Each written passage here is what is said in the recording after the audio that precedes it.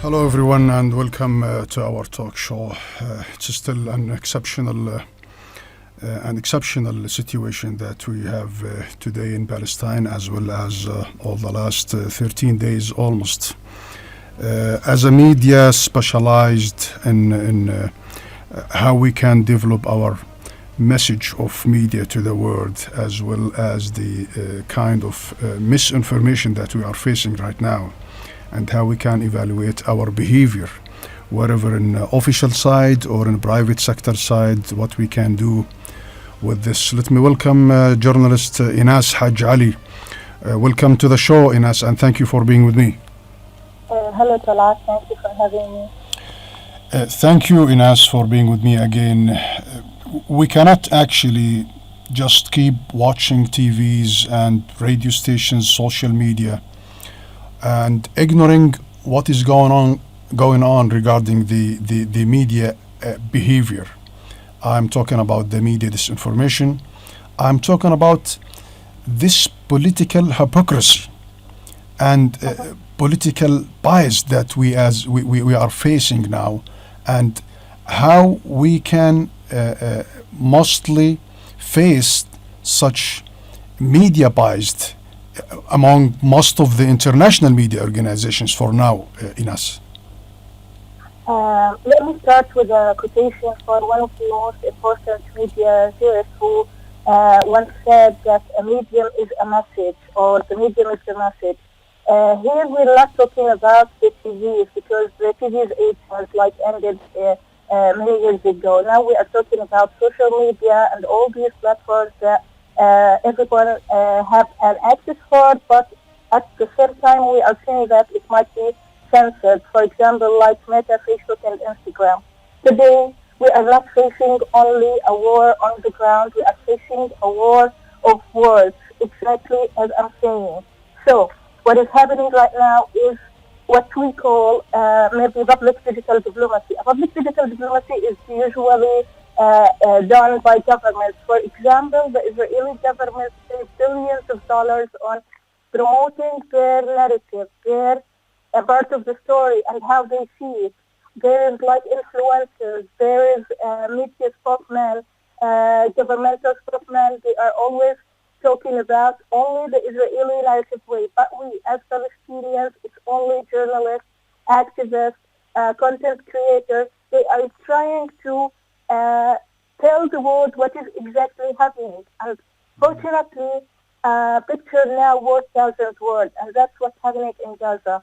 So, when the Fatih Ahli hospital in Gaza was bombed, Israel officials they started promoting some kind of propaganda that it was wrong missile fired by Hamas or something like that, which is totally wrong according to the Channel 4 of France. They did some investigations and some analysis based on the amount of the explosion and how it affected the area beside it. It shows that this kind of explosions can't be done by, let's say, by the mercenaries of Hamas. So today, when we see Joe Biden himself, the president of the United States, promoting and adopting the Israeli narrative of what is happening. Here we are not facing something only like Palestine to Israel. Here we're facing something east and west. We are talking about maybe a conflict that will never end, of telling the real image of what is happening truly. So, one of the people that I believe that they did great work for the public digital diplomacy, I mean the Palestinians, during many TV show, is Ambassador Hassam Zomlot. He really did some good work with all the interviews that he made with many journalists in the UK and the United States. Okay. But one of the most important, for me, one of the most important interviews that focus on the Western propaganda, the hypocrisy, and the biased media, and mainly shows how the media is using its platforms to promote a wrong narrative that have no, for example, no base, and there is only it's like the narrative of the Israeli army that published on their social media platform the 40 beheaded babies, which is totally wrong. Yeah. So Bassem Youssef, he showed up at Piers Morgan talk show, and he used only dark humor to talk about Palestine. What our politicians couldn't do in 50 years, everybody can. Yes, Inas. Okay, sorry for this. We will get back to Inas soon.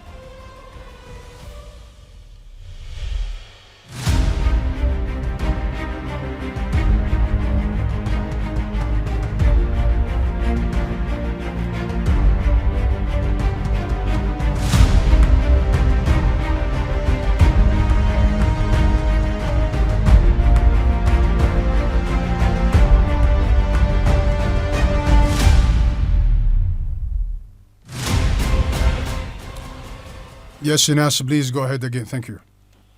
Yeah, so we were talking about the interview with Bassem Youssef and Piers Morgan. So this interview, gone like a wildfire. This is one of the most important things that we should use as journalists, as content creators, as people who are fighting for their rights against media and propaganda. Bassem Youssef used dark humor only. He used dark humor. He was talking about his wife was Palestinian from Gaza. Her parents are stuck in Gaza, and they are waiting for their house to be bombed. Like he said something. Oh, they don't want to mention. This is actually what is happening on media. For example, BBC, CNN, and so whatever. Whenever somebody is like a Palestinian activist or politician or so whatever, like they start. Do you agree with what Hamas did? Do you think Hamas did the right thing with like killing 1,300 Israeli? Those questions, when you are talking about an escalation that started with bombing civilians, killing like over 1,200 child were murdered in Gaza, explosions were like a mass amount of explosions everywhere, like this is really can tell you what we are fighting for. Here we need to focus on stories. Focus on stories that can be like spread all around the world. Yeah. Stories from Gaza. We can see destruction, we can see violence, we can see crime related to the human basic needs and so whatever. But also Palestinians can maybe focus on resources of things that might give us at first as Palestinians some hope, and then as maybe people who are just asking for their rights. For example, the stories that came from Al-Qassam and Hamas when they published these stories about the Israeli women who was kidnapped and taken to Gaza as a hostage. Her name is Mia. Her parents did one of the strongest media maybe I don't know campaigns to ask for to bring her back. So they did. So then later we see her in a video and she was being taken care of, and she said, just please bring me home. This is a message that we are dealing with as Palestinians. We are dealing with people with hearts and emotions. And actually the Israeli media itself approved and confirmed the story from all the Israeli women who were showed on Israeli media and talk about how the Hamas soldiers or fighters treated them. So do you believe that we are doing well in this media front? We are doing what we have to do, or we still need more strategies and better vision how to face such media biased by a lot of international media organizations? I believe that we should stop posting on Facebook and Instagram. It's useless. I want, for me, I want all the Palestinians to go to X, which is Twitter, Wherever you have strong content that can show and tell a story about what is happening truly in Palestine, just go and post it on maybe some footballers. For example, Muhammad Salah video yesterday, like it spread it like a wildfire. This is something good, and actually we can see like many, for example, influencers around the world who are like promoting a message that really can be effective. And many people are still learning. But as Palestinians, I see that there is a lack of maybe directing other countries, not only the West. For example, China. You are talking to billions of people in China. So, like, we don't see, like, there's, like, too many people in Palestine, like, influencers, content creators, who can, like, really direct to people in China or Asia as a continent, Asia, India, so whatever. So I think that we should like try to focus our work more to start groups for all those people who really can deliver a message in for all over the world in any kind of language that can be like to tell the truth of what is happening. So everybody should go to X and just use the hashtags, talk about what is truly happening. This Morgan yesterday, he said, I never said beheaded babies. And actually he did. So everybody on Twitter started like posting his clip that he said with Tim Shabero that 40 beheaded babies were found. So this is a fight against lying.